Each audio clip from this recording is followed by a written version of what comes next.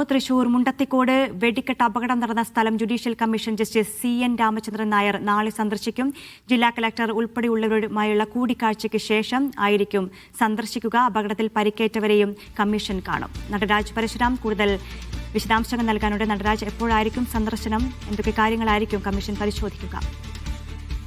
നാളെയാണ് അദ്ദേഹം സന്ദർശനത്തിനായി തൃശ്ശൂരിൽ എത്തുന്നത്. നേരത്തെ മുണ്ടത്തിക്കോട് അപകടത്തിന് പിന്നാലെ ചേർന്ന മന്ത്രിസഭാ യോഗം ജസ്റ്റിസ് CN രാമചന്ദ്രനെ ഇത് അപകടം അന്വേഷിക്കാനുള്ള ഒരു കമ്മീഷനായി നിയോഗിച്ചിരുന്നു. ഈ കമ്മീഷന്റെ ടേംസ് ആൻഡ് റെഫറൻസും മറ്റും സർക്കാർ തയ്യാറാക്കി നൽകുന്നതേ ഉള്ളൂ. അതിന് മുന്നോടിയായി അദ്ദേഹം സ്ഥലം സന്ദർശിക്കുകയാണ്. നാളെ രാവിലെ അദ്ദേഹം തൃശ്ശൂരിലെത്തും. ജില്ലാ കളക്ടറുമായി കൂടിക്കാഴ്ച നടത്തും. അതിനുശേഷം അപകടത്തിൽ പരിക്കേറ്റവരെയും കമ്മീഷൻ കാണുന്നുണ്ട്.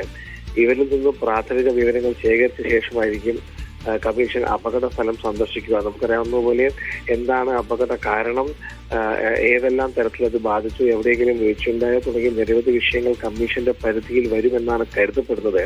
ഇക്കാര്യത്തിൽ സർക്കാർ ടേംസ് ആൻഡ് റെഫറൻസും നൽകിയതിനു ശേഷം അത് അടിസ്ഥാനമായിരിക്കും കമ്മീഷന്റെ അന്വേഷണം നടക്കുക. എന്തായാലും അദ്ദേഹം കഴിഞ്ഞ ദിവസം ഇവിടെ എത്തുമെന്ന് അറിയിച്ചിരുന്നെങ്കിലും തൃശൂർ പൂരം ഉൾപ്പെടെയുള്ള തിരക്കുകൾ ജില്ലയിൽ ഉണ്ടായിരുന്നു.